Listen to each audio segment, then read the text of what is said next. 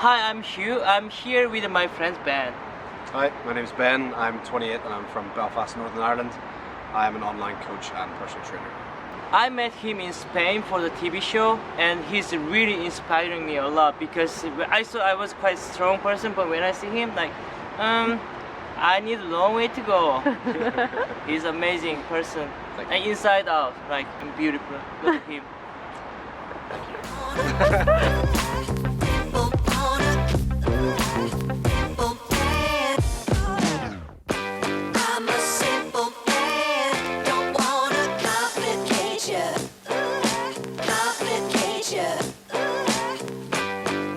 So Ben, you are very strong and healthy looking, but there's something difference about you. Yeah, so I have, it's a genetic illness called cystic fibrosis. It comes from your parents, so if one of your parents has the gene, the other parent has your gene, there's a chance of you getting cystic fibrosis. So I've got my brother, myself and my sister.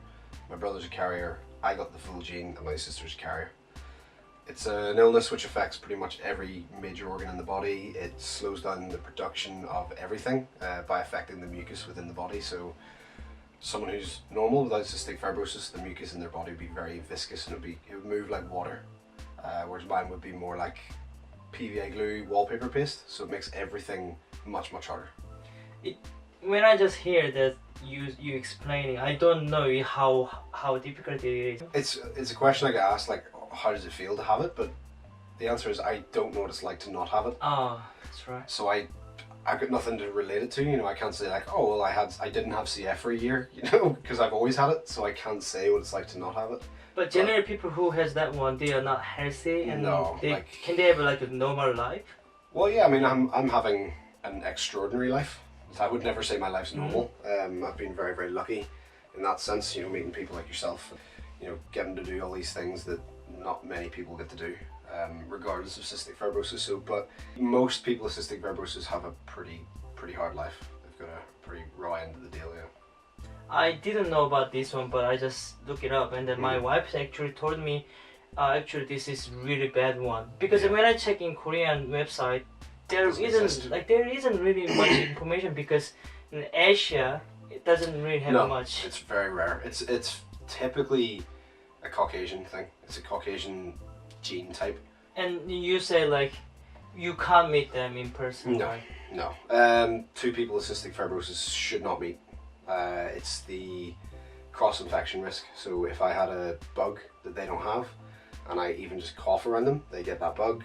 They're very hard to treat with antibiotics. It's something that's just, it sucks, because the people who I inspire the most, I can't meet them. There's other ways around it. Obviously now with technology I can do FaceTime, I can do Skype, which I do. I do Skype and FaceTime like little kids and stuff, which is incredible. But yeah, I mean, it would be amazing to just give them a hug, but I can't. That's really sad. But when I saw that, like, the sign that like you guys usually live like 41 years or something, that that scared me so much actually.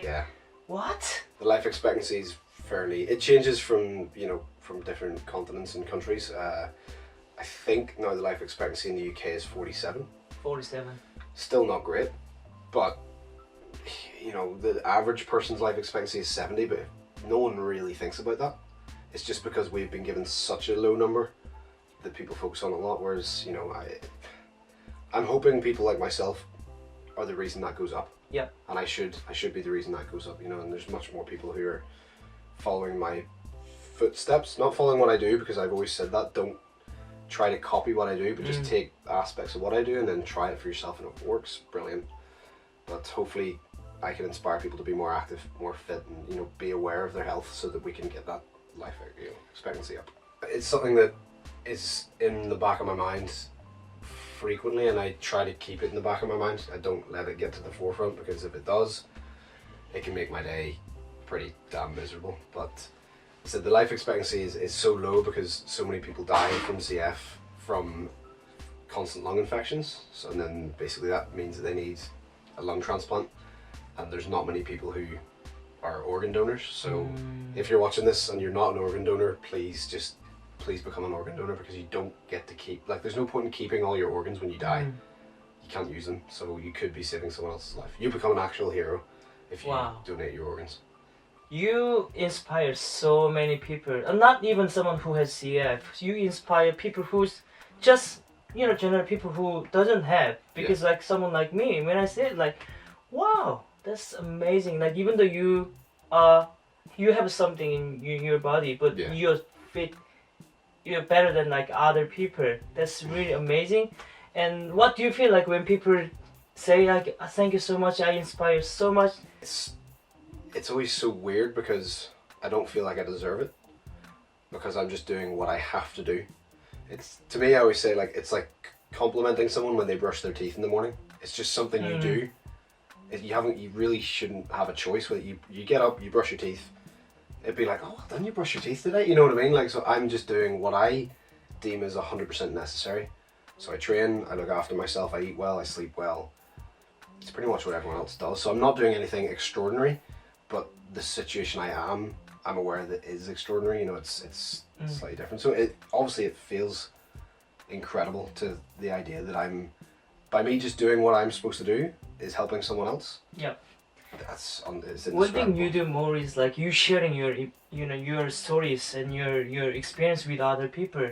That made people to like follow you, and then like actually it's like you are like hero. Like even like me, like I don't have CF, but like you are like hero. Also you look like Thor. Yeah.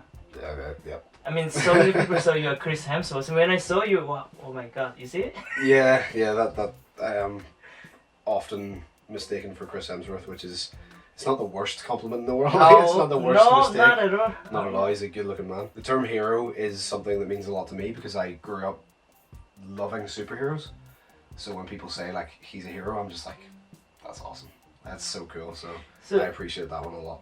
Because when I heard your voice is quite deep as well. So like a little bit similarity as well, and similar looking and similar voice and really nice shape of your body. Like I saw you try to be like someone, but well, yeah. I mean, I'm trying to emulate what a superhero looks like. Because who wouldn't? Who doesn't want to look like a superhero? So I didn't think I want to look like Chris Hemsworth's version of Thor. I just wanted to look like a superhero from when I was a kid. It was Batman, Spider-Man, whoever it was. That's what I want to look like. But I think you did a good choice. I like him the best. Thank you. he is the best looking guy Thor, out of all of them. Yeah, he's good job. He's not an ugly man at all. He's a handsome man. And another thing is like you came to Korea first time. Yes. So what do you feel like? Do you like something like some food and? It's amazing. Compared to Belfast where I live, it's so much more interesting. Like I was just explaining this to my friends and my wife. There's so much to do here. Whereas back home, there's not much to do. Like you'd struggle to find half of the things here in Belfast. You can't just go, like today, I went to a cafe that has a bow and arrow. Like that. That's like, interesting. Archery cafe, like that's not a thing in Belfast, but it's a thing here. There's like VR rooms. You wouldn't get that in Belfast. There's so much here, and it's pretty cool. Pretty cool country. What about the food? Do you like food? Everything's spicy. Like everything, and I'm the worst with spices, so it's pretty tough. But I like trying different cultures, foods, and I like food, obviously, as you know. But yeah, really, I know it's not Korean, but the amount of sushi we get, I love sushi. Sushi is good, and we had a lot of it. Yeah, we had a lot. In Korea, so many people, so you are so. Yeah. And of course they say toru. Yeah. And actually, some people show me like, this is Chris Hemsworth. That's that guy, right? And they actually show me, and then some of them take a photo with you, right? Yeah. That, I mean, yeah, it's make you feel good. Yeah, I mean, I'm getting compared to a god. God. So that's not the worst not the worst comparison in the world. It could be like, I don't know, who's a really bad comparison? It could be like Homer Simpson or something. Is that Homer Simpson? It's like no. It's same thing as someone say I look like Sai, so yeah. Homer Simpson. Yeah. Yeah, no, it's a nice feeling. We met like in Spain for 10 days. Yep. What made you decide to come to Korea? Because we spent only 10 days in Spain. Yeah. For filming. Yeah. But you didn't know about Korea much before, I knew right? nothing of Korea. The most I knew of Korea is small clips of TV showed me, and the only other thing I knew from it is from the Avengers, Age of Ultron, where it's like Seoul. You've been there, right? We went to yeah. I got the bit where the Quinjet flew through, which is pretty cool. So I knew nothing about South Korea, so it was nice to come over here. But yeah, we spent 10 days filming. We got along so well. Within like a day, we felt like we'd known each other for years. And then obviously the type of the show that we were doing, you were doing physically and mentally challenging things every day, which then brings you closer together. So yeah, no, it was a very easy decision coming over here. I appreciate. I really appreciate it. Next time I'll be you. That's boring. You wouldn't want to come. How different I mean. So I'm really glad that I met you, because another reason I wanna build muscle and I wanna do next body transformation, because I show you what I did like last 6 months, like very and impressive. thank you. I lost lots of weight, but I went to skinny, but I wanna build muscle. Yeah. Not like I can't make you like someone like you, but you can start. I can start. So I want you to help me, and you say yes. So how can you? You went from a lot of body fat to very lean, which is fantastic, and you've kept it off, which is like the hardest thing, especially when it's a dramatic transformation. Most people who do a dramatic transformation, they just go back to where they were at the start, because they do things that are very hard to maintain. And my golden rule is, if you can't maintain it, don't start it. So if there's a diet that you think, oh, I'll try this, and you say, right, could I see myself doing this in 6 months time, 6 weeks time, 6 days time? If the answer is no, don't start it. Yeah. So make small changes. That's what we're going to be doing with you. It's small changes that have a massive impact. It's like thinking of the journey of 1,000 miles starts with a single step. We need to focus on one step. One step. Not thinking, always in your mind that you're trying to, you have to think about where you're going to, but keep your eyes down and think, right, just keep moving forward. Even if it's half an inch forward, it's better than no progress at all. So the way we're going to be doing it is, it will be slow. It's not going to be as dramatic as your first one, because obviously going from being quite overweight to then skinny, visually it's going to be like, wow, that's a big difference. Putting on muscle tissue is slow. It takes a while. I've been training for 12 years. It's a lengthy process, and the people always ask, like, what's the secret? What's the secret? And you get asked that as well. So many people ask me. The secret is be consistent, be patient, and just try to enjoy it. If you enjoy it, you're going to want to stick to it, and you'll get results. I'm ready. I'm ready. Yeah, you'll do well. When I work out with you, when I see you, and wow, I can be like him, but I'm quite struggling with like why I can't do it. But you say you just told me that like I haven't been doing this one for 12 years. How could I be same as you? Because as I think you made really good explaining. Yeah.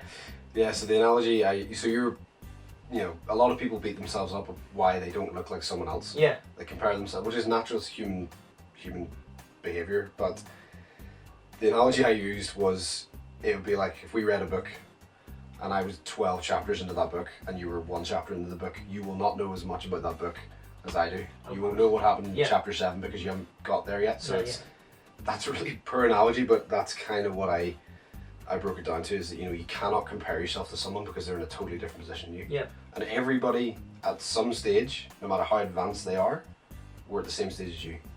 Everybody is a beginner. I didn't come out of the womb looking like this. That would have been very painful. And my mum would not be. My mum would not be alive. So yeah, I think anybody who's in a position that you would like to get yourself, just remind yourself that they started at some point. They were at the same point as you. So you will compare yourself to people. It's impossible not to, because again, it's built into us. It's a natural human behavior. But just check yourself and think, right, okay, I've been training for 6 months. He's been training for 12 years. There's no way that we could be in the same position. No way.